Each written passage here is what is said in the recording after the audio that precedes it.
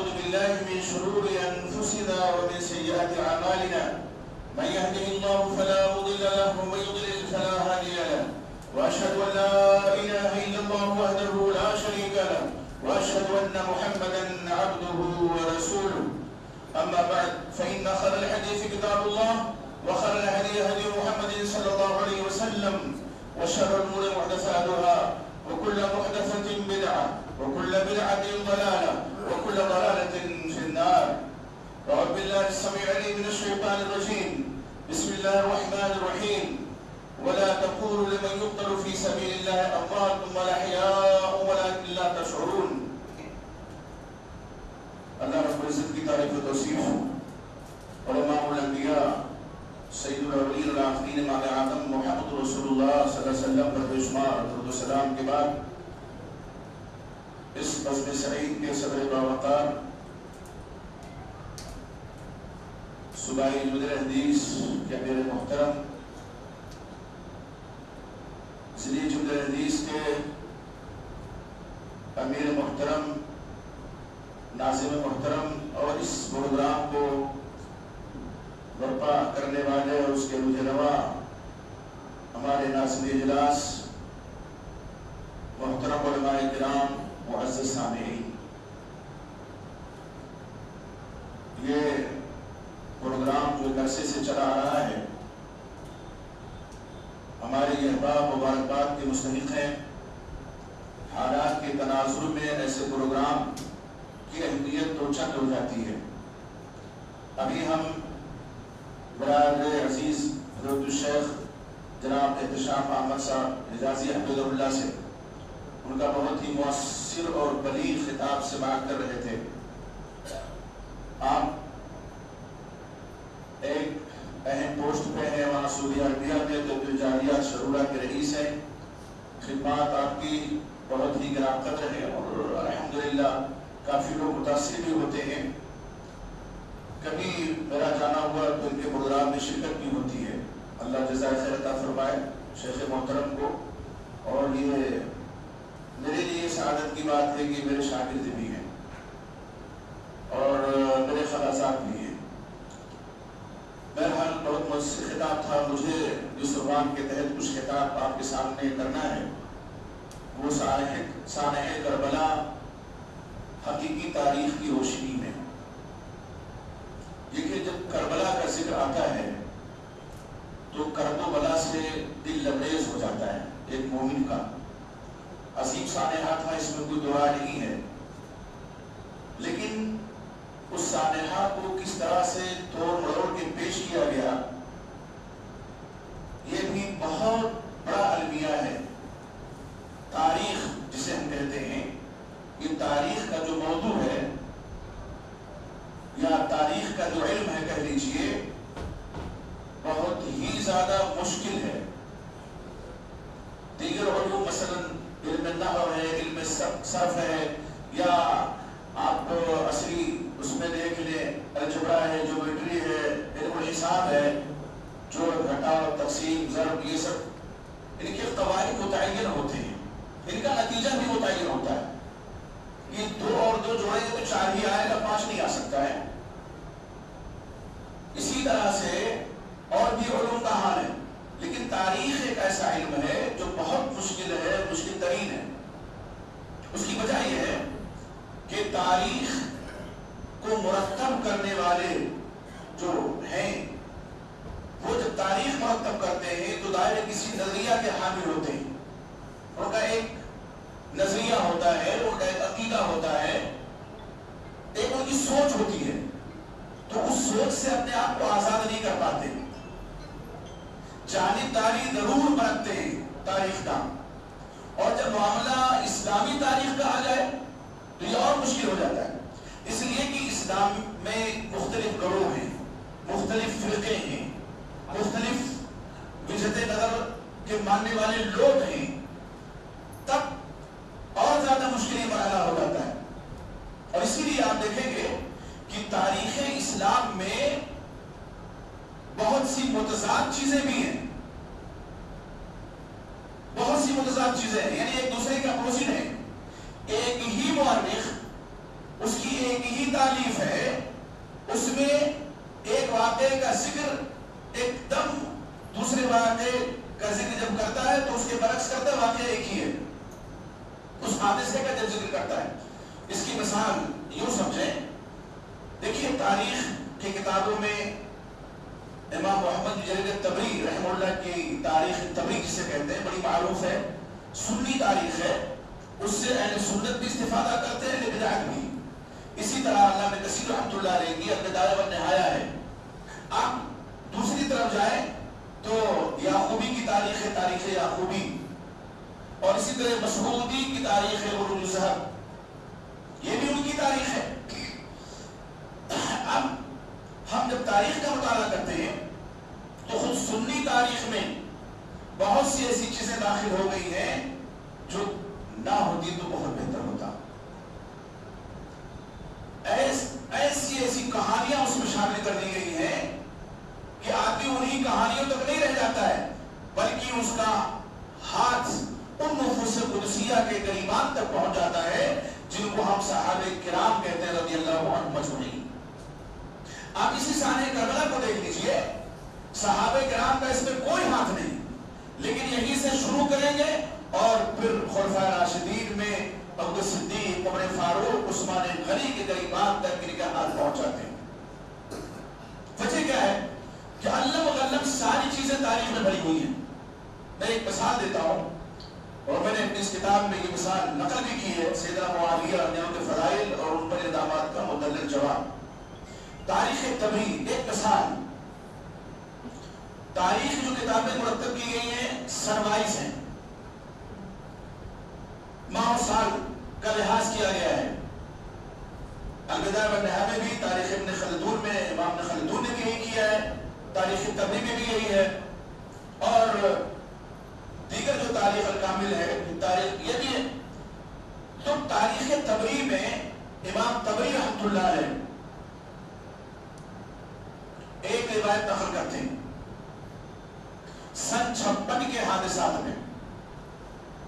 سن 56 کے حادثات میں، اور یہ واقعہ چونکہ اس سانحے سے جڑا ہوا ہے اس لیے میں ذکر کر رہا ہوں. وہ کیا کہتے ہیں کہ سیدنا مغیرہ بن شعبہ رضی اللہ تعالیٰ عنہ، سیدنا مغیرہ بن شعبہ وہ جل القدر صحابی رسول ہے رضی اللہ عنہ جو بیعت رضوان میں شہید تھے، اور بیعت رضوان میں جو صحابہ شریک تھے 1400 سے زیادہ صحابہ کرام، اللہ رب العزت نے ساتویں آسمان سے ان کے لیے جنت کا سرٹیفکیٹ ان کو دیا، اپنی رضا کا پروانہ دیا ہے. وہ صحابی رسول گورنر تھے کوفہ کے. اب دیکھیے روایت میں کیا ہے کہ وہ بوڑھے ہو گئے، کمزور ہو گئے. کہتے ہیں آپ طبری حدثنا الحارث قال حدثنا علی بن محمد قال حدثنا ابو اسماعیل الحمدانی وعلی بن مجاہد قال الشعبی قدم المغیرة على معاویة واستعفاه وشکا الیہ الضعف فعافاه. یہ تاریخ طبری جلد 5 میں یہ روایت موجود ہے. اب آپ دیکھیے سن 56 کے حادثے میں لکھتے ہیں کہ سیدنا معاویہ کے پاس کون آئے؟ مغیرہ بن شعبہ رضی اللہ عنہ. اپنی کمزوری کی شکایت کی اور بیماری کی کہ میں بہت برا ہو چکا ہوں، کمزور ہو چکا ہوں، بیمار رہتا ہوں، یہ میرا استعفیٰ ہے گورنر سے. سیدنا معاویہ نے استعفیٰ قبول کر لیا. ٹھیک ہے، وہ استعفیٰ دے رہے ہیں اور سیدنا معاویہ رضی اللہ تعالیٰ عنہ استعفیٰ قبول کر رہے ہیں. اب یہاں کیا ہے کہ استعفیٰ خود دیا، کمزوری کی شکایت کی. سن 51 کے حادثات میں امام ابن جریر طبری رحمۃ اللہ علیہ محمد بن طبری خود لکھتے ہیں کہ سیدنا معاویہ سن 41 میں انہوں نے گورنر بنایا کہ کو سیدنا مغیرہ بن شعبہ رضی اللہ تعالیٰ عنہ کو. کہتے ہیں قال ہشام قال وانا فولى المغيرة الكوفة سنة 41 في جمادى وهلك سنة 51. یہ بھی تاریخ طبری میں اور جلد 5 میں ہے. بس اوراق کو پیچھے پلٹنا ہے، سنہ 51 ہجری کے حادثات کو دیکھنا ہے. یہ روایت کیا کہہ رہی ہے کہ سیدنا مغیرہ بن شعبہ رضی اللہ تعالیٰ عنہ ان پر چھیٹا کشی کرتے ہیں، گالیاں تک دیتے ہیں، رضی اللہ عنہ کہنے کے لیے بھی تیار نہیں یوٹیوبر پاس۔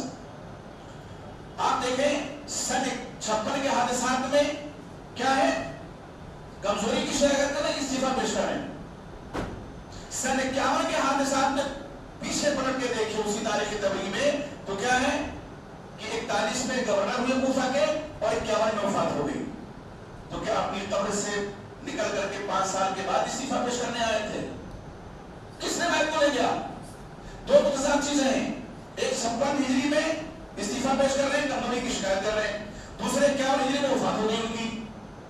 یہ کیا ہو 56 میں کم سے کم 4-5 سال کا وقفہ ہے کہ نہیں ہے؟ تو قبر سے نکل کے آئے تھے زیادہ مغیرہ بن شعبہ رضی اللہ تعالیٰ عنہ۔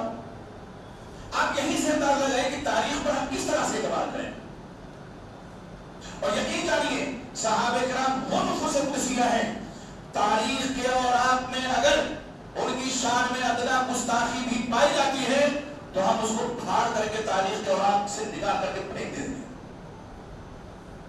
کیوں؟ اس لیے کہ جن کو رضا کا سرٹیفکیٹ اللہ رب العزت نے دیا ہو، رضامندی کا اعلان کیا ہو، ان میں کتنے ایسے ہیں جو جنت کی بشارت پائے ہوئے ہیں، عشر مبشرہ میں سے خلفائے راشدین خصوصاً خلفائے ثلاثہ کہہ لیجیے۔ تو تاریخ کا اعتبار کیسے کیا جائے گا؟ اور اسی لیے آپ دیکھیں اسی تاریخ تبری میں امام ابن جریر تبری رحمۃ اللہ علیہ نے ابو مخنف لوط ابن یحییٰ سے 585 روایتیں دی ہیں۔ اس کے بارے میں لسان المیزان میں، میزان الاعتدال میں امام ابن بطح رحمۃ اللہ علیہ فرماتے ہیں، لسان المیزان میں یا نووی رحمۃ اللہ کے قول جو ہے اس میں ہے ان کے قول میں کہ یہ رافضی تھا، رافضی یشتم الصحابہ، جو صحابہ کرام کو گالیاں دیتا تھا، ویروی الموضوعات عن الثقات، ثقہ راویوں سے موضوع حدیثیں روایت کرتا تھا، کڑی ہوئی روایت ہے۔ امام یحییٰ رحمۃ اللہ فرماتا اخباری ضعیف، اخباری تھا۔ آپ دیکھیں اخباری یعنی کوئی اگر تاریخ مرتب کرتا ہے تو سب سے پہلے اس پر یہ ہے کہ اخباری آدمی ہے، محدث نہیں ہے یہ۔ تو ہم جس طرح سے حدیث کے راویوں کو جرح و تعدیل کی میزان پہ رکھتے ہیں، تاریخ کے راویوں کو کیوں نہ رکھا جائے؟ اور وہ تاریخ کہ جس میں رکھو یابیں سب بھری ہوئی ہے۔ اس لیے ضرورت اس بات کی ہے کہ جب تاریخ کا مطالعہ کریں تو ایک بات یہ دھیان میں رکھیں کہ تاریخ میں جتنی باتیں ہیں سب مستند نہیں ہیں۔ سانحہ کربلا میں مغیرہ بن شعبہ رضی اللہ کا جو ذکر جمیل آیا، آپ دیکھیے یزید بن معاویہ، یزید کا نام آنا سانحہ کربلا میں ضروری ہے۔ ہم یزید کا دفاع کرنے قطر یہاں نہیں بیٹھے ہوئے ہیں۔ ہاں سیدنا معاویہ کا دفاع کرنا، صحابہ کرام کا دفاع کرنا ہم اپنی ذمہ داری بھی سمجھتے ہیں، اپنا فریضہ بھی سمجھتے ہیں۔ یزید کا دفاع یہ ہماری ذمہ داری نہیں ہے، یہ ہمارے فرائض میں سے نہیں ہے، لیکن سانحہ کربلا کا جب ذکر آئے گا تو یزید کا ذکر آٹومیٹک آ جائے گا۔ سیدنا معاویہ رضی اللہ تعالیٰ عنہ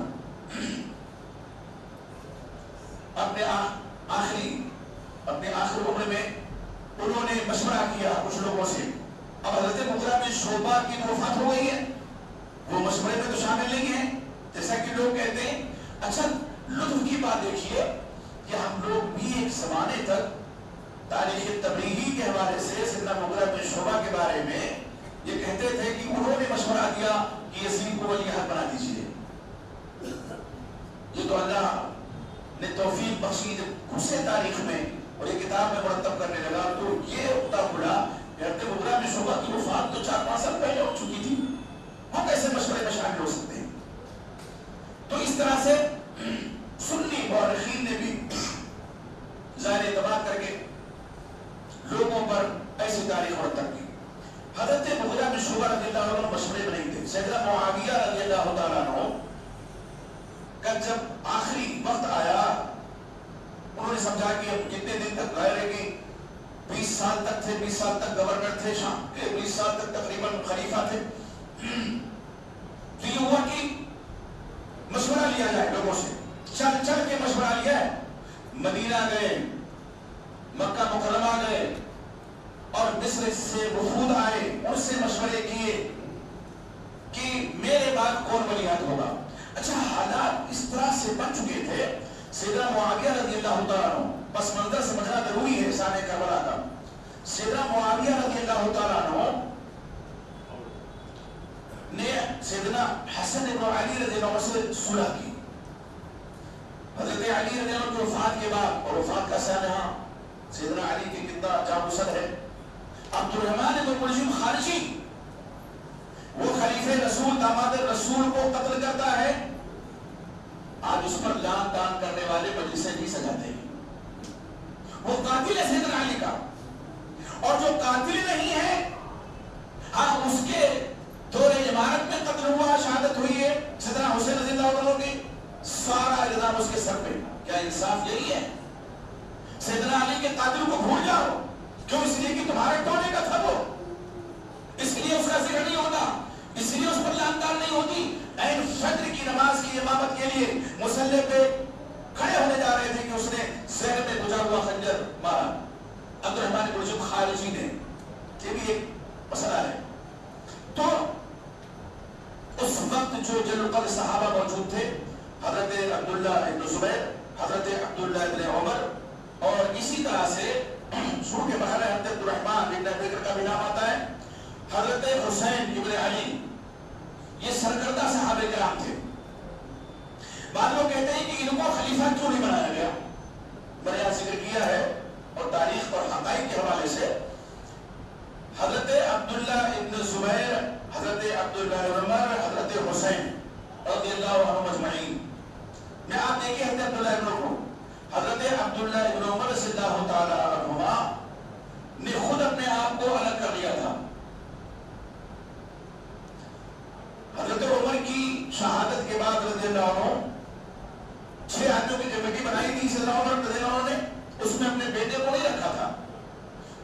ہاں مشورے میں کہا شامل کر لو، لیکن خلافت میرے بیٹے کو نہ دی جائے. تو شروع سے ان کا مزاج ایسا تھا کہ مجھے کوئی ذمہ داری نہیں چاہیے، میرے باپ نے جو مجھے نصیحت کی ہے اس پر میں عمل کر رہا ہوں. حضرت ابن عباس رضی اللہ عنہ بھی تھے. تو یہ عبداللہ ابن عمر، عبداللہ ابن عباس اور عبداللہ ابن زبیر اور حضرت حسین رضی اللہ عنہ اجمعین. حضرت عبدالرحمن بن بکر کی بات میں وفات ہوگی. آپ دیکھیں کہ حضرت عبداللہ ابن زبیر کا جو معاملہ ہے، وہ چونکہ ان کا جو دائرہ تعارف کہہ لیجیے یا ان کو پہچاننے والوں کا دائرہ بڑا محدود تھا. حضرت عبداللہ عباس نے اپنے آپ کو علم کے لیے وقف کر دیا، تو انہوں نے ایک مدرسہ بھی قائم کیا تھا. وہ تمام بچوں میں نہیں پڑھنا چاہتے تھے، کسی عہدے کے اس میں نہیں تھے. ہاں حضرت حسین رضی اللہ تعالیٰ عنہ مستحق بھی تھے، اور ان کو ایک دنیا جانتی تھی، تمام مسلمان جانتے تھے، یقین تھے. لیکن ان کے پسے پردہ جو لوگ تھے، یہ وہ لوگ تھے اہل کوفہ، اہل بصرہ، جنہوں نے سیدنا معاویہ کے زمانے میں سازشیں رچی.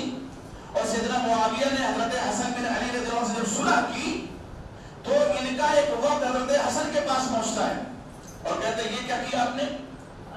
چونکہ یہ خارجی ذہنیت کے لوگ تھے نا. حضرت عثمان غنی سے جب آپ شروع کریں گے، میں صرف اشارہ کروں کہ یہ جو ٹولہ تھا سیدنا عثمان غنی کی شہادت جو ہوئی اسی ٹولے کے ہاتھوں ہوئی، تو اسی وقت سے یہ سرگرم تھا. اسی وقت سے حضرت عمر کے زمانے میں تو کسی کو جرأت اور ہمت نہیں ہوئی، جیسا کہ حضرت حذیفہ بن یمان رضی اللہ عنہ کی روایت ہے صحیح بخاری وغیرہ میں. حضرت عمر فاروق نے مردہ پوچھ لیا کہ ایکم یحفظ قول رسول اللہ صلی اللہ علیہ وسلم فتنہ، تمہیں کون ہے جو وسلم کے فرمان کو فتنہ کے تعلق سے یاد رکھے ہوئے ہیں؟ تو سیدنا حذیفہ بن یمان جو صاحب سنت رسول اللہ کہے جاتے تھے، انہوں نے کہا انا میں. کہا کیا؟ کہا فتنۃ الرجل فی اہلہ و مالہ و جارہ، آدمی کی آزمائش اس کے اہل و عیال میں ہوتی ہے فتنہ، یا مال میں یا پڑوسی میں. اللہ اہل و عیال دے کے آزماتے ہیں اور مال دے کے آزماتے ہیں پڑوسی. فرمایا اس کے بارے میں نہیں پوچھ رہا بلکہ اس فتنے کے بارے میں پوچھ رہا ہوں، التی تموج کموج البحر، جو سمندر کے جوش مارنے کی طرح جوش مارے گا. فرمایا لا باس علیک یا امیر المومنین، وہاں پر کیا تو لگا باب المغلق، آپ کے پیچھے تو ایک بند دروازہ ہے، جب تک آپ حیات ہیں فتنے کا دروازہ نہیں کھل سکتا. حضرت حذیفہ سے پوچھا گیا کہ دروازے سے مراد کیا حضرت عمر جانتے تھے کون کہا؟ ایسے جانتے تھے جیسے دن کے بعد رات آتی ہے، دن کے پیچھے رات ہے، ایسے جانتے تھے ان کی ذات خود مراد۔ پھر ابو اللہ مجوسی کے ہاتھوں شہادت عمرے میں آئی، آج اس کا بہت بڑا مزار بابا شجاع الدین کے نام سے تہران میں موجود ہے، وہ لوگ طواف بھی کرتے ہیں اس لیے کہ وہ دشمنان صحابہ ہیں۔ ایک صحابی رسول کا قتل جس نے کیا اس کا مزار بنایا ہوا انہوں نے۔ تو یہ فتنہ ہوا شہادت عثمان سے، حضرت عثمان غنی 12 سال تک خلیفہ رہے، 6 سال تک بہت اطمینان سے خلافت کی۔ بعد میں یہ عبداللہ بن سبا جس کو ابن سودا کہا جاتا ہے، یہودی تھا، اسلام کا لباس پہنا اور اس نے ایک فتنہ برپا کیا اور یہ فتنہ شہادت عثمان غنی پر منتج ہوا۔ بعد میں حضرت علی میں اتفاق کرایا خلیفہ ہوئے، حضرت معاویہ ان سے مطالبہ کرتے رہے کہ میرے بھائی کی وفات ہوئی، میرے چچا صاحب تھے بدرہ، مجبوری تھی حضرت علی کی نہیں لے سکے، یہ ٹولہ حضرت علی کے ساتھ ہو گیا لیکن سازش وہی تھی۔ آپ دیکھیے اسی ٹولے کے ایک آدمی کے ہاتھوں حضرت علی کی شہادت ہوتی ہے تو کوفہ ایک دم فتنوں کی آماجگاہ بنا ہوا تھا اس زمانے میں، لیکن جب صلح ہوئی سیدنا معاویہ اور سیدنا حسن ابن علی رضی اللہ عنہ کے درمیان تو اس کو مسلمانوں نے بخوشی قبول کیا اور اس کو عام الجماعہ کہا گیا، آج بھی تاریخ میں اس کو عام الجماعہ کہا جاتا ہے۔ تو یہ فتنہ تب گیا۔ حضرت معاویہ ایسے نہیں تھے، بڑے کر و فرض رہتے تھے، حکمراں تھے، وہ چاہتے تھے، ان کی شکایت عمر سے مرتقی لوگوں نے کہ ایسے رہتے ہیں جیسے روم اور ایران کے بادشاہ۔ تو کہا ابوالمؤمنین میرا سابقہ پڑتا ہے روم کے سرحد پر میں شام میں ہوں، تو اگر کرو فرض سے نہیں ہوگا تو میرا رو بالکل نہیں پڑے گا۔ تو اس طرح سے انہوں نے زیر کیا، وہ فتنہ دبا وقتی طور پہ کوفہ والوں کا، راکھ کی ڈھیر میں چنگاری پہنچ گئی۔ لیکن جب یزید کو نامزد کیا تمام لوگوں کے مشورے سے سیدنا معاویہ رضی اللہ تعالیٰ عنہ نے، تو ہوا کیا؟ آپ دیکھیے یہ ساری چیزیں آپ کو تاریخ طبری ملیں گی، بدایہ النہایا ملیں گی، اور اسی طرح سے یعقوبی کی تاریخ میں بھی یہ چیز موجود ہے۔ سانحہ کربلا کی تاریخ مختلف حوالے سے ہے، ابو مخنف بھی ہے اس میں، ہشام کلبی بھی ہے جو وزار و قذاب ہے، باغدی بھی ہے، متروک الحدیث ہے، اس کی بھی روایتیں اور جو صحیح روایت ہے میں ابھی اس جانب آ رہا ہوں انشاءاللہ، محمد باقر کی جو روایت ہے جو حضرت حسین رضی اللہ عنہ کے پوتے ہیں۔ تب اب یزید خلیفہ یا حکمراں کہہ لیجئے، اگر خلافت سے چڑ کسی کو ہوتی ہو تو کہہ لیجئے حکمراں، اس وقت جب سیدنا معاویہ کی وفات کی خبر پہنچی مدینے میں، ولید بن عتبہ کی گورنری تھی، نرم مزاج آدمی، حضرت حسین کے پاس وہ گئے، خبر دی وفات معاویہ رضی اللہ عنہ کی، انا للہ و انا الیہ راجعون پڑھا، رحمت و مغفرت کی دعا فرمائی حضرت حسین رضی اللہ عنہ نے، اور پھر یہ خبر دی کہ معاویہ رضی اللہ عنہ نے چونکہ اپنی زندگی میں آپ جانتے ہیں نامزد کر دیا تھا ولی عہد اپنا یزید کو، تو یزید کی بیعت کے لیے کہا گیا ہے کہ میں آپ سے یزید کی بیعت دوں۔ حضرت عبداللہ بن زبیر بھی تھے لیکن وہ مدینہ سے پہلے مکہ کی طرف روانہ ہو چکے تھے۔ حضرت حسین رضی اللہ عنہ نے فرمایا کہ مجھ جیسا آدمی رات کی تاریکی میں بیعت کرے یہ اچھا نہیں لگتا ہے۔ حضرت حسین دیکھیے میں نے تو کہا نا کہ ان کے پس پردہ جو لوگ تھے وہ 15 لوگ تھے کوفہ کے، آئے تھے وہ اس میں کوئی دو رائے نہیں ہے، لیکن اگر ان کو خلیفہ بنا دیا جاتا تو پھر وہ حال امت کا ہوتا کہ آج لوگ جو ماتم منا رہے ہیں ماتم منانے کے لیے موجود تک ہو سکتا ہے نہ ہوتے، اس لیے کہ یہ سازشی لوگ، یہ سازشی ٹولہ کوفہ اور بصرہ میں، اور عراق جو ہمیشہ سے فتنوں کی سرزمین رہا ہے اور جس کے بارے میں امام اعظم نبی اکرم محمد رسول اللہ صلی اللہ علیہ وسلم نے باقاعدہ طور پہ پیشین گوئی فرمائی ہے کہ یہاں سے شیطان کا سینگ طلوع ہوگا۔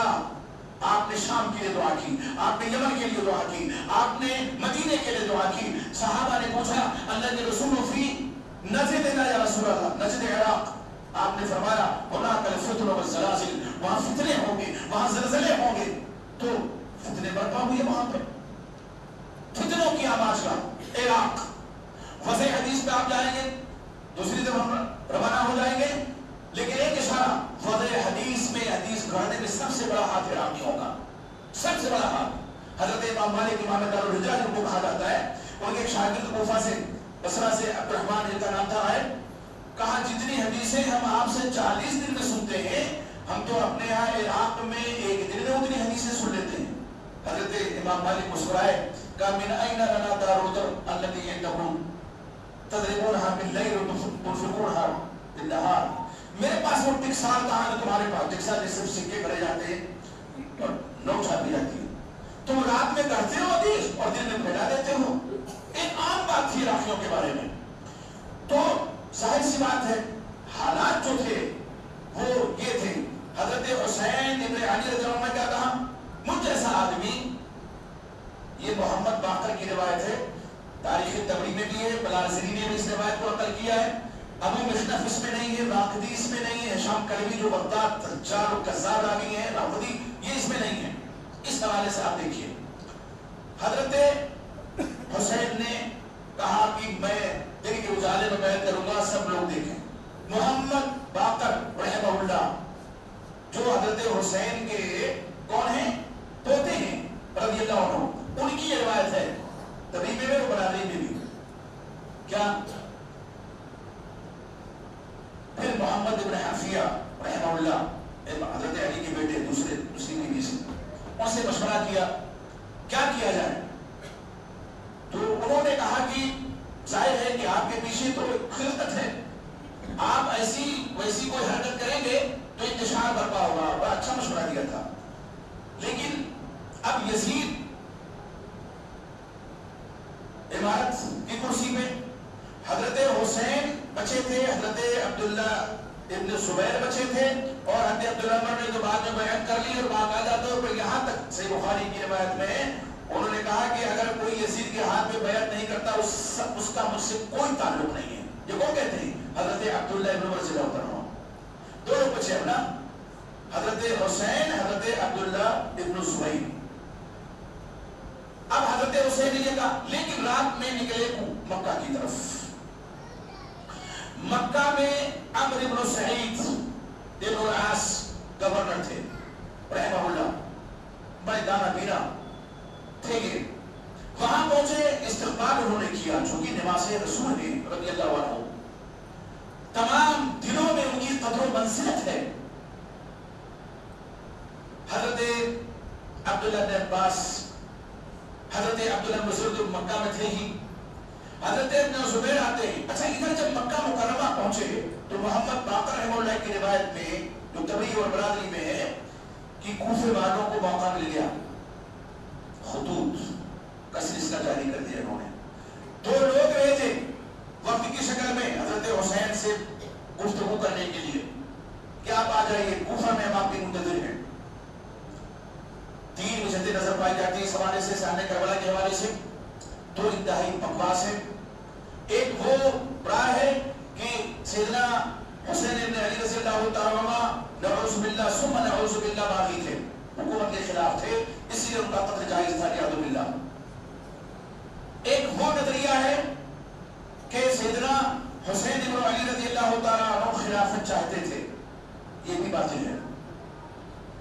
حضرت حسین ابن علی رضی اللہ تعالیٰ عنہ صرف چاہتے تھے امن و امان۔ اچھا یہ دیکھیے کوفہ میں جو فتنے کی آگ تھی، سیدنا معاویہ کی کوششوں سے وہ آگ دب گئی، رات کے ڈھیر میں پہنچ گئی نیچے چنگاری، لیکن جیسے ان کی وفات ہوئی، ہوتا ہے کہ نہیں ہوتا ہے، ایک آدمی ذرا بڑا کروڑ سر والا ہو، بہت جو ہے قوت بصارت اور طاقت والا ہو، اس سے لوگ ڈرتے ہیں، خوف کھاتے ہیں، لیکن اس کی وفات کے بعد پھر آپ دیکھیے نبی اکرم محمد رسول اللہ صلی اللہ علیہ وسلم کی وفات کا سانحہ پیش آیا کہ نہیں آیا؟ کتنے لوگ کچھ مرتد ہو گئے، کچھ نے زکات دینے سے منع کر دیا، ابھی آپ کے ساتھ تھے اور مرتد ہو گئے، کہا اب آپ نہیں ہیں تو نہیں، زکات دیتے تھے، آپ کو کہا آپ نہیں ہیں تو ہم زکات نہیں دیں گے۔ حضرت ابو صدیق نے ان سے باقاعدہ قتال کیا، جنگ کی، وہ جائز جنگ تھی۔ تو جب تک وہ تھے سیدنا معاویہ ہمت نہیں تھی کوفہ والوں کی، اور جیسے وفات ہوئی پھر ہمت ان کی بڑی، اور خطوط 500 خطوط، یہ محمد باقر کی روایت میں نہیں، دوسری روایت لکھی گئے، آپ آئیے، ہم آپ کے ساتھ مشورہ کرنا چاہتے ہیں، بات کرنا چاہتے ہیں، کچھ کرنا چاہتے ہیں، لکھا۔ ادھر وقت بھی گیا، اب سیدنا حسین ابن علی رضی اللہ تعالیٰ عنہ حج کے ایام ہیں، 8 ذوالحجہ کو بیت اللہ کا طواف کیا، یہ وہ تربیہ جسے کہتے ہیں، حجاج کرام جا رہے تھے کہاں؟ مینا۔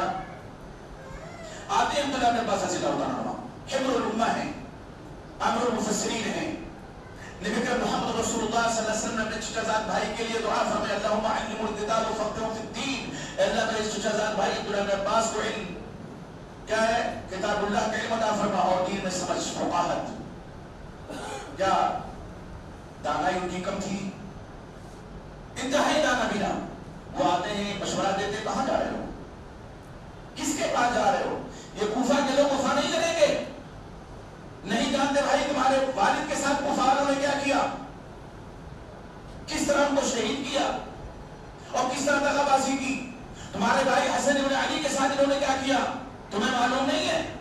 ان کے کہنے پہ جا رہے ہو؟ کہا اب تو اصل کر لیا ہے۔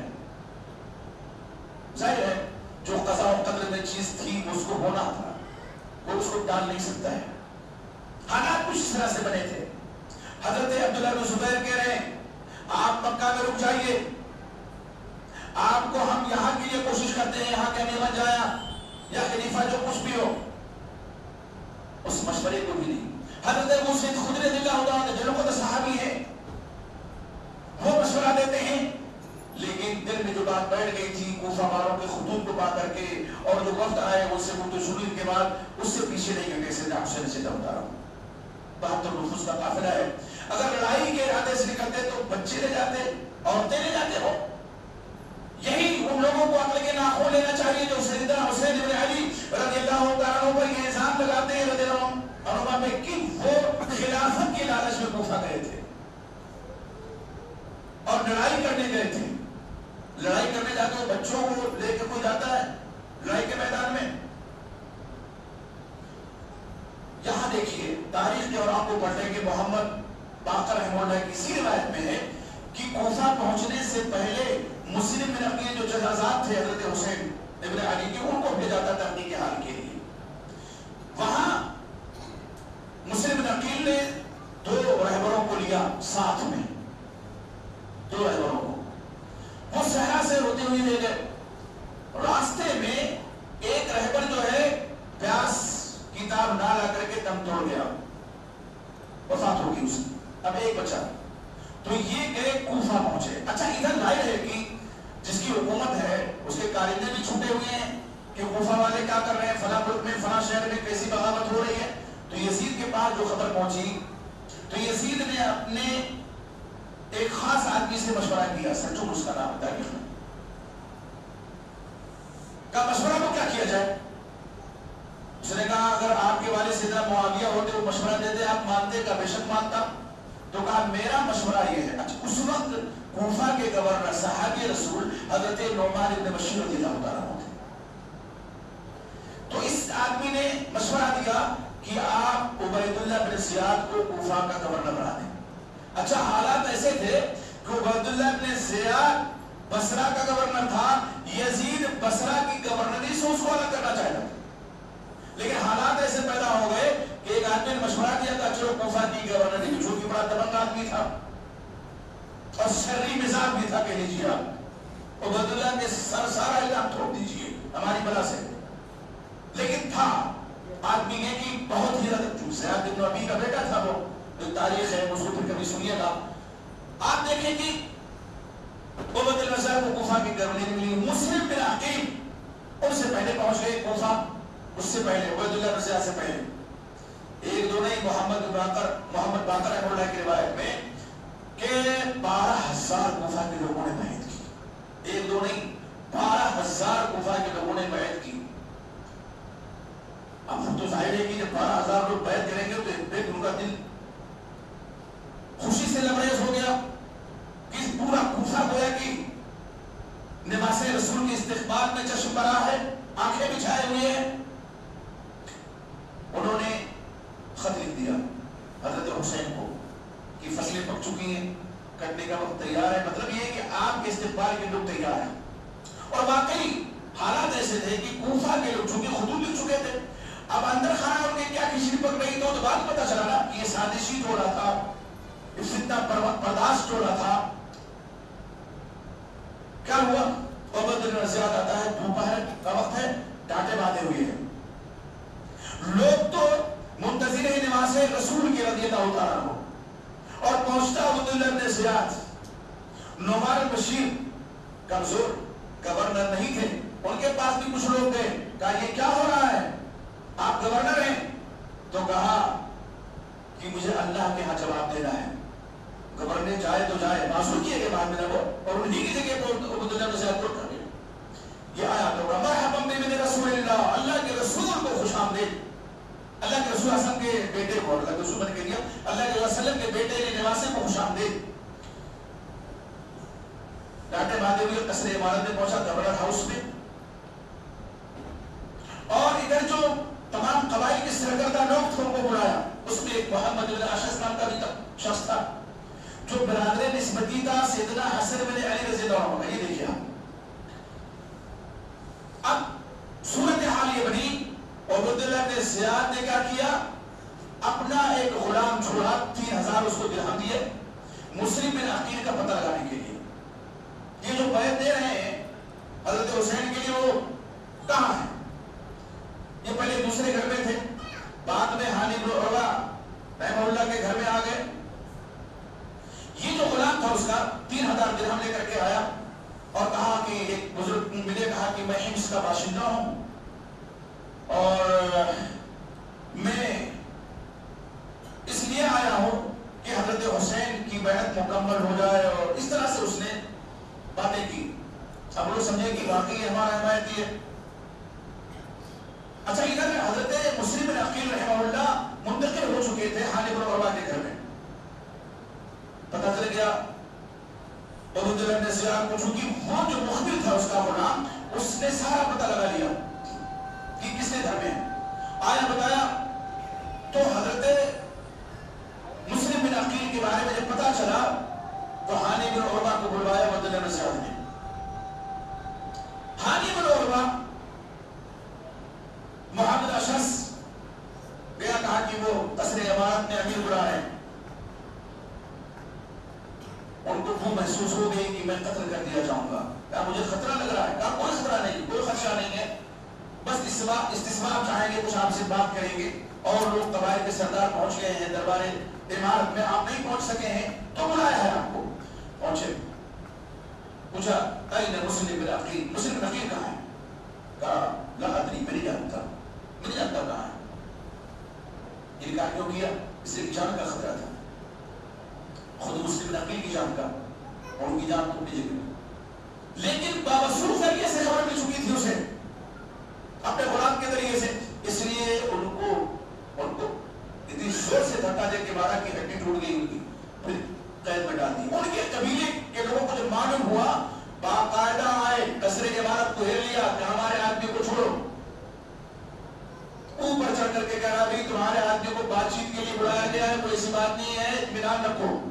حالانکہ بعد میں تک سولی پہ لٹایا گیا ان کو. لیکن اس بیچ میں مسلم بن عقیل رحمہ اللہ کو جو معلوم ہوا کہ کوفہ کے لوگ ابھی 12,000 کی تعداد میں تھے، یہ تو ان میں سے بہت سے لوگ تو قصر عمارت میں پہنچ گئے، ان کے جو بڑے بڑے قبائل کے جو سردار تھے. اب سچ مانے کی جگہ نہیں، وہاں سے نکلے. ہانی بن عروہ کے گھر سے جب مخبری ہوئی، پتہ چلا تو ایک عورت کے گھر کے دروازے پہ بیٹھے، اس نے پوچھا کہ بھئی آپ کون ہیں، کیا ہے؟ بتایا. اندر لے لیا اس نے، اور جب اندر لیا تو اس کا جو اپنا بیٹا تھا اس عورت کا، یہ محمد بن اشعث کا ساتھی تھا. اس کو پتہ چل گیا، اس نے مخبری کر دی. پتہ چل گیا وہاں بھی، وہاں سے نکلے، پھر ایک آن منادی کر دی میرے ساتھ کون ہے؟ 4000 لوگوں کو لے کر کے مسلم بن عقیل رحمۃ اللہ علیہ نے قصر عمارت کو گھیر لیا. ادھر ہانی بن عروہ جیل میں، اور جب اس نے مارا عبداللہ بن زیاد نے ان کو، ہڈی ٹوٹی تو انہوں نے تلوار نکال لی تھی اس کو مارنے کے لیے. اس نے کہا تو تمہارا قتل واجب ہو گیا. بعد میں سولی پہ لٹکایا. مسلم بن عقیل 4000 لوگوں کے ساتھ گھیر لیا انہوں نے قصر عمارت کو رحمہ اللہ نے. اب عبداللہ زید کیا چال چلی کہ جو سرکردہ لوگ تھے قبائل کے، ان کو کہا دیکھو باہر کھانے پہ چھوڑو اور اپنے اپنے قبائل سے جائے واپس. انہوں نے کسی نہ کسی طرح سے سب پیچھے مڑ کے دیکھا 500 لوگ، 4000 میں 500 بچے، اور رات ہوتے ہوتے وہ 500 بھی غائب۔ یہ کیا ہے؟ دراصل یہی دھوکہ ہے، یہی فریب ہے جو نواز رسول کے قاصد کے ساتھ کوفہ والوں نے کیا۔ اور ادھر خط پہنچ چکا، محمد ابن اشعث کو بلایا مسلم وکیل نے اور کہا کہ اب پیغام پہنچاؤ حسین ابن علی کو کہ وہ کوفہ نہ آئیں۔ وہ مشہور ہے نا کوفی لا یوفی، یہ ضرور مسئلہ ہے کہ کوفہ کے لوگ وفا نہیں کرتے، کوفہ نہ آیا۔ لیکن وہاں چل چکے تھے، فرض ہے کہ شاعر اور بھی لوگ ملے، پوچھا، کہا کوفہ کے لوگوں کی باتیں تو آپ کے ساتھ ہے لیکن تلوار کے ادھر ہے ان کی، یعنی آپ کے خلاف ہو چکے ہیں۔ بلکہ جب یہ خبر محمد اشعث کے ذریعے سے حسین ابن علی کو پہنچے تو دیکھا ہوتا رہا وہ واپسی کا ارادہ کر لیا، کہا نہیں جائیں گے۔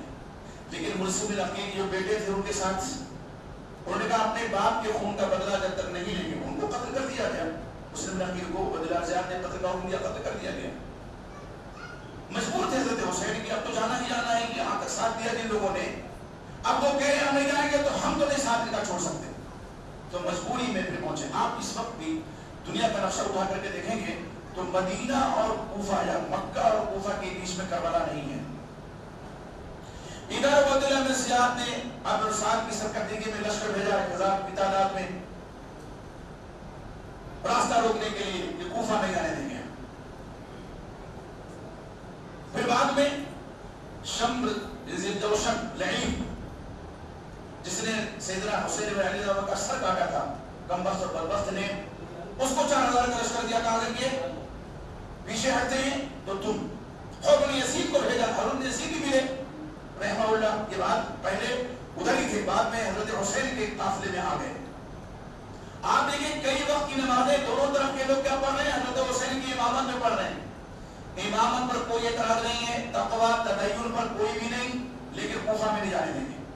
ایک دن نماز کے بعد حضرت حسین بن علی رضی اللہ تعالیٰ عنہ نے خطبہ دیا، 3 تجویزیں رکھی اور تینوں معقول تھی۔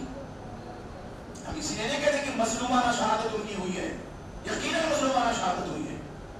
3 تجویزیں رکھی، کہا میرا راستہ چھوڑ دو، میں جہاں سے آیا واپس چلا جاؤں مدینے، یا میرا راستہ چھوڑ دو میں وہاں جاؤں جہاں محاذ جنگ پہ مسلمان ہیں، داد شجاعت دے رہے ہیں، ان کے ساتھ شہید ہو جاؤں، یا میرا راستہ چھوڑ دو میں یزید رشتے میں ماموں رکھتا تھا، اپنے ماموں یزید کے پاس چلا جاؤں، کہ ادا یدی فی یدی، تاکہ اپنا ہاتھ یزید کے ہاتھ پر رکھوں۔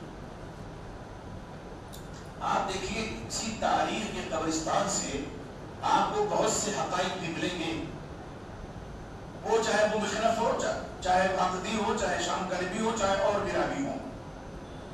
ایک بڑا سلگتا ہوا سوال کہ حضرت حسین نے یہ 3 تجویزیں رکھی تھی، تینوں معقول تھی، پھر بھی ان کی شہادت جو عمل میں آئی۔ دیکھیں یہ خبر پہنچی عبداللہ بن زیاد کو، اور عبداللہ بن زیاد نے سوچا کہ بھئی ہماری ذمہ داری تو کوفہ تک ہے، میں کوفہ تک گورنر ہوں، وہ کہیں بھی جائیں۔ لیکن وہ لوگ جنہوں نے خطوط دے کر کے بلایا تھا وہ بھی مجلس میں تھے، انہوں نے برقرار عبداللہ بن زیاد کو، اور عبداللہ بن زیاد کو وہ تاریخ یاد دلائی۔ زیاد نبی کا بیٹا حضرت ابو سفیان جب حالت کفر میں تھے، ان کا ناجائز بیٹا، ٹھیک ہے، حضرت معاویہ سے باقاعدہ وراثت کا مطالبہ کرتا تھا وہ کہ میں تو ابو سفیان کا بیٹا ہوں تمہارے والد کا، لیکن ناجائز تھا حالت کفر میں جو ان سے عمل ہوا تھا، اور ظاہر اسلام آنے کے بعد وہ ساری خطائیں اللہ نے معاف کر دی صاحب رسول وغیرہ رضی اللہ عنہ۔ تو وہ ایک چپکلش تھی، حضرت مغرب شعبہ رضی اللہ عنہ اس وقت مشورہ دیا تھا سیدنا معاویہ کہ یہ بات شرعی آدمی ہے، اس کے شر سے بچنے کے لیے ضروری ہے کچھ لے دے کر کے آپ اس سے صلح کر لیجیے۔ تو وہ جو دشمنی تھی آپس میں دو خاندانوں کو اس کی یاد دلائیں کہ یہ تو آپس میں رشتہ دار ہیں، حسین اور یزید، یہ آپس میں مل جائیں گے، تمہاری خیر نہیں ہے، حالانکہ ان کی خیر نہیں ہونے والی تھی۔ انہوں نے سوچا کہ یہ جائیں گے اس تک، وہاں جائیں دمشق اور جا کر کے شکایت ہماری کریں کہ میں تو اپنی طرف سے نہیں گیا، یہ دیکھیں خطوط ہیں، بلایا تھا کفر والوں نے، اور عبداللہ بن زیاد نے پھر فرمان جاری کیا کہیں بھی ملے قتل کر دیا جائے۔ اچھا پہلے والے میں چونکہ یہ تھا کہ جائیے کہیں بھی جائیے کوفہ نہ آئیے، پڑاؤ اٹھا چکے تھے۔ میں نے جو درمیان میں کہا کہ آپ مکہ اور مدینہ اور کوفہ کے بیچ میں کربلا نہیں پائیں گے آج بھی، اس وقت تو تھا بھی نہیں راستے میں بڑے دشوار خدا راستے تھے. کربلا کیسے پہنچے؟ کربلا اس طرح سے پہنچے تھے. وہاں خیمہ زن ہو گئے. ظاہر ہے کہ طویل سفر ہے, کہیں بھی جانا ہے تو پڑاؤ تو ہونا ہی ہونا ہے. ادھر فرمان آ گیا وجہ الزیات کا قتل کر دیا جائے حسین کا رضی اللہ عنہ. گھیرا. آج لوگ کہتے ہیں کہ پانی بند کر دیا گیا, پانی بند کر دیا گیا. وقت ہی کتنا تھا جس پر پانی بند کر دیا گیا بیرو روما کا, جنہوں نے اپنی جیب خاص سے پیسہ خرچ کر کے خریدا تھا وہ کنواں سید عثمان غنی, اس کی کسی کو یاد نہیں آتی ہے. بیکف قصہ مختصر یہ خلاصہ کلام کہ سیدنا حسین ابن علی کو جب گھیرا گیا رضی اللہ تعالیٰ عنہ, ان کے خاندان کو لوگ, آپ دیکھ کتنے لوگ شہید ہوئے, عورتیں بچی, بیمار کربلا سے آپ دن بچے. بقیہ محمد ابن علی, اسی طرح سے ابوبکر ابن علی, عثمان ابن علی, ان کی شہادت ہوئی. نام نہیں لیتے عثمان کا اس لیے کہ حضرت عثمان کے نام پہ نام رکھا تھا سیدنا علی نے اپنے بیٹے کا. حضرت عمر کے نام پہ نام رکھا تھا, ان کا نام نہیں لیتے کہ شہداء کربلا میں وہ بھی ہیں. ابوبکر کا نام نہیں لیتے کہ شہداء کربلا میں وہ بھی ہیں, علی کے بیٹے رضی اللہ تعالیٰ عنہ. حضرت حسین کے اور اس طرح سے اور جو لوگ تھے مسلم عقیل کے بیٹے سب کی شہادت ہو گئی. آخر میں حضرت حسین کی شہادت ہوئی. چلیے تم نے شہید کر دیا نواز رسول کو رضی اللہ تعالیٰ عنہ, خیمہ کیوں جلایا؟ عورتوں کو تم نے چھوڑ دیا, بیمار کربلا زین العابدین علی بن حسین جن کا نام تھا ان کو چھوڑ دیا, خیمہ کیوں جلایا؟ یہ بڑا سنتا ہوا سوال ہے. تاریخ کے اوراق میں کہیں بھی ذکر نہیں ملے گا, وہ سنی ہوگی بدعی تاریخ ہو کہ خیمہ کیوں جلایا گیا. لیکن اسی تاریخ سے ہمیں نکالنا پڑے گا کہ خیمہ جلایا یا کیوں جلایا گیا. اب حقیقت میں جائیں گے تو ظاہر ہے اسی خیمے میں وہ خطوط بھی رکھے ہوئے تھے, 2 بوریوں میں خطوط محفوظ تھے جو کوفہ والوں نے حضرت حسین کو لکھے تھے. تو یہ کربلا میں جو شہید ہوئے ان کے جو متعلقین پہنچتے وہاں جب, تو یہ خطوط جب یزید دیکھتا تو بھی ان کی خیر نہیں ہوتی کوفہ والوں کی, تب بھی تو خیر نہیں تھی. اس لیے انہوں نے خیمہ جلا دیا کہ ثبوت مٹ جائے. ثبوت مٹانے کے لیے خیمہ جلایا گیا اور خطوط کو جل کر کے رام ہو گئے. اور اسی لیے دیکھیں ابو مجھے جیسا کذاب راوی بھی یہ کہنے تو مجبور ہے کہ لٹا پٹا قافلہ یہ جب کوفہ سے گزرا تو دیکھا کوفہ والے رو رہے ہیں. زین العابدین بیمار کربلا علی حسین نے پوچھا لمن یبکون, کس کے لیے رو رہے ہیں؟ یہی میرے بابا کو قتل کرنے والے ہیں اور یہی رونے والے ہیں. اگر یہ رو رہے ہیں تو میرے بابا کے قاتل کون ہیں؟ آج جو باتوں و شیور کا بازار لوگوں نے گرم کیا ہوا ہے یہ اہل بیت کی سنت ہے. کہیں بھی کسی بھی تاریخ میں آپ کو چیز نہیں ملے گی کہ اہل بیت نے کربلا کے شہداء کا غم اس طرح منایا ہو کہ سینہ کوبی کی ہو, گریبان چاک کیا ہو, سر کے بال نوچے ہو, اپنے آپ کو زخمی کیا ہو, انگاروں پہ چلے ہو, کہیں بھی نہیں. ہاں غم تو ہوگا اور غم واقعی سانحہ بہت عظیم تھا. مظلومانہ شہادت سیدنا حسین ابن علی رضی اللہ تعالیٰ عنہ کی ہوئی تھی, اس میں کوئی دو رائے نہیں ہے. ان کے دل پہ کیا گزری ہوگی ہم اس کو, آپ اس کو لفظوں میں بیان نہیں کر سکتے ہیں. تازہ تازہ غم تھا, لیکن اس تازہ غم میں بھی نہ ماتم ہے, نہ شیون ہے, نہ نوحہ ہے. اس لیے کہ نبی اکرم محمد رسول اللہ صلی اللہ علیہ وسلم فرمان ہے کہ لعنت ہے اس شخص پہ جو نوحہ کرے, ماتم کرے. یہ لٹا پٹا قافلہ یزید کے پاس پہنچا. اب تاریخ میں جو رتبہ آپ اس گھسا کر کے یہ کہا جاتا ہے کہ یہ سر شمر بن ذی الجوشن دلیل نے کاٹا اور یہ سر پہنچا یزید کے پاس. نہیں, عبیداللہ بن زیاد کے پاس یہ سر پہنچا, یزید کے پاس نہیں, مہینوں کی مسافت پہ. یہ حقیقت ہے, لیکن یزید کے پاس نہیں پہنچا تھا. ہاں خبر پہنچی. اب یزید کا جو قصور ہے, یزید کو دودھ کا دھلا ہوا ہم قطع نہیں کر سکتے. اللہ نے تیمیہ رحمۃ اللہ علیہ کو پڑھیے, جو انہوں نے منہاج السنہ میں لکھا ہے, ان کی کتابیں پڑھیے, دماغ روشن ہو جائے گا. یزید ابن معاویہ کو کلین چٹ نہیں دی ہمارے علماء نے, آدمی نہیں دیتے ہیں, لیکن قاتل بھی نہیں سمجھتے. ایک ہے قاتل اور ایک ہے قاتل کو قتل نہ کرنے والا, دونوں میں فرق ہے نا. سیدنا علی کا قاتل عبد الرحمن بن ملجم نہیں, قاتل ہے کہ نہیں قاتل ہے, اس کا ذکر ہی تک نہیں آتا ہے. اور یزید نے قاتلان حسین سے بدلہ نہیں لیا, قاتلان حسین کو چھوڑ کر کے یزید پر لعنت لوگ کر رہے ہیں، یہ کون سا انصاف ہے؟ ہم یہی کہہ رہے ہیں، یہ کون سا انصاف ہے؟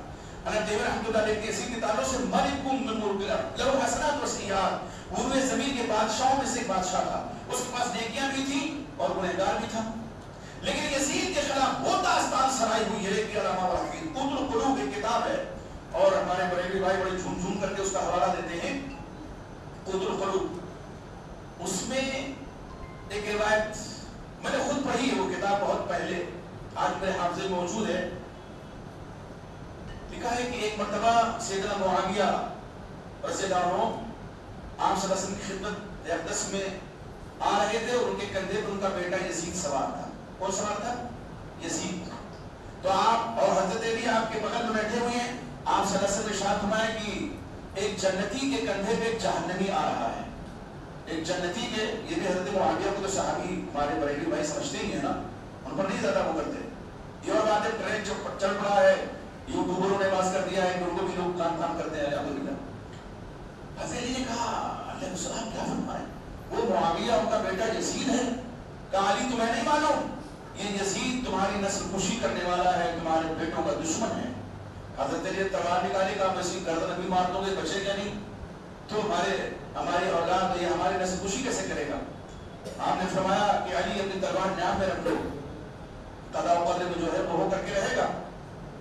آپ دیکھیے، کہتے نا دروغ گورا حافظہ نہ باشد، جھوٹے کا حافظہ نہیں ہوتا ہے۔ یزید پیدا ہی نہیں ہوا تھا آپ صلی اللہ علیہ وسلم کے عہد مسعود میں، اس کی ولادت تو عمر فاروق کے زمانے میں ہوئی نا، تب پیدا نہیں ہوا، اپنے باپ کے کندھے پہ سوار کیسے ہو گیا؟ عجیب معاملہ ہے۔ تو یہ تاریخ سازی ہوئی ہے باقاعدہ طور پہ، روایتیں گھڑی گئی ہیں بنو امیہ کے تعلق سے بس، اور یہ بھی حقیقت اور تلخ حقیقت ہے۔ عباسی دور میں اسلامی تاریخ زیادہ مرتب کی گئی، تو عباسی دور میں یہ ابو مخنف اور ان کی ذہنیت کے جو لوگ تھے، رافضی ذہنیت کے، یہ تاریخ جو مرتب کریں گے تو تاریخ نویسی کریں گے، تاریخ سازی کریں گے، ظاہر انہوں نے تاریخ سازی کی ہے۔ تو ایک خونچکا واقعہ جو ہوا 10 محرم الحرام کو سن 61 ہجری میں، یقیناً مظلومانہ شہادت تھی، لیکن اس کے پس پردہ یہی کوفہ کے لوگ تھے جنہوں نے بلایا تھا حضرت حسین رضی اللہ عنہ۔ یزید کا جو قصور ہے وہ یہ کہ قاتلان حسین پر لعن تان کر کے رہ گیا، عبداللہ بن زیاد پر بھی لعن تان اس نے کی، اور کہا لعن اللہ ابن مرجانہ، مرجانہ کے بیٹے پہ اللہ کی لعنت ہو۔ مرجانہ عبداللہ کی ماں کا نام، میں نے اس کو تو قتل حسین کا حکم نہیں دیا، یہ کہا اس نے۔ داد و تحریش سے نوادا، وہ جو لٹا پٹا قافلہ پہنچا تھا اس کے پاس، ان کے وظیفے متعین کیے، عورتوں کو عزت دی، اور مدینہ بہت ہی ادب و احترام کے ساتھ روانہ کیا اس قافلے کو جو کربلا کے میدان میں اپنے لوگوں کو گواہ کر کے آیا تھا۔ تو تاریخ تو یہ کہتی ہے۔ اس لیے میرے بھائی، شان کربلا کی آڑ لے کر کے آج جو لوگ صحابہ کرام پر صرف چھینٹا کشی نہیں کرتے بلکہ ان کی کردار کشی کرتے ہیں، ان کو عقل کے ناخن لینا چاہیے، اپنے ایمان کی خیر بنانا چاہیے۔ اور میں بہت صاف لوگوں میں کہتا ہوں، میں نے اپنی اس کتاب میں نام اس شخص کا نہیں لیا ہے، لیکن اشارہ عقل مندوں کے لیے کہتے ہیں نا، عقل مندانہ اشارہ کافی ہے، عقل مندوں کے لیے اشارہ ہی کافی ہے۔ سیدنا معاویہ کو تو اس نے نہیں بخشا، حضرت شیخین کریمین کو نہیں بخشا اس شخص نے، ابو صدیق عمر فاروق کو، مغیرہ بن شعبہ کو، عمرو بن عاص رضی اللہ تعالیٰ عنہ کو، کسی کو نہیں بخشا اس نے۔ ایک دم رافضیت پہ آ گیا ہے، پہلے ڈگر پہ تھا اب منزل پہ وہ پہنچ چکا ہے۔ اس لیے ہمارے وہ نوجوان جو علی مرزا کو سنتے ہو، اللہ کے واسطے اگر اپنی عاقبت عام خیر کرنا چاہتے ہیں، اس کو چھوڑنا، اس کو سننا چھوڑ دیجئے، بند کر دیجئے۔ میں بڑی درمندی کے ساتھ کہتا ہوں، میں نام لینے کا عادی نہیں ہوں، لیکن میں نام لے رہا ہوں اس کا، اس لیے کہ بہت فتنہ اس نے برپا کر رکھا ہے اسی شان کربلا کی آڑ میں صحابہ کرام کے خلاف۔ تو اور سنی عالم کا میں نے حوالہ دیا، ان کا بھی نام نہیں لیا میں نے، وہ حضرت معاویہ کو رضی اللہ عنہ کہنے کے لیے بھی تیار نہیں ہے، کہتے ہیں نعوذ باللہ علی اعوذ باللہ ثم نعوذ باللہ کہ ان کے گھر میں شراب نوشی ہوتی تھی، معاویہ سودی کاروبار کرتے تھے۔ میں نے اس کا کتاب میں جواب دیا ہے، کتاب میں محدود آیا ہوں، سب کو تو نہیں مل سکتی ہے، لیکن ابھی انشاءاللہ تفصیل کریں گے۔ اللہ سے دعا کیجئے کہ اللہ رب العزت نے جس طرح ہمیں ایمان کی دولت عطا کی ہے، صحابہ کرام کے نقش قدم پر چلنے کی توفیق عطا فرمائی ہے، تمام صحابہ کرام رضی اللہ عنہم کے ساتھ ہمارا آپ کا حشر فرمائے۔ ہمیں صحابہ کرام کے منہج کا راہی بنائے، ان کے طریقے پر چلنے والا بنائے، اور ان لوگوں سے اللہ تعالیٰ ہم سب کو معلوم محفوظ رکھے جو صحابہ کرام کے دشمن ہیں، عداوت صحابہ میں جو حد سے آگے جا چکے ہیں، اور جو شان کربلا کی آڑ لے کر کے بعض نفوس قدسیہ پر جو کردار کشی ان کی کرتے ہیں، ان کی اللہ تعالیٰ ان کو عقل سلیم عطا فرمائے، راہ ہدایت ان کو نصیب فرمائے، اور جس اللہ نے ہمیں اکٹھا کیا ہے اللہ توفیق عطا فرمائے کہ ہم اللہ کی رضا پا کر کے جنت میں اکٹھا رہیں، صحابہ کرام رضی اللہ عنہم اجمعین کے ساتھ ہمارا حشر ہو، اللہ نے اس کی توفیق عطا فرمائے۔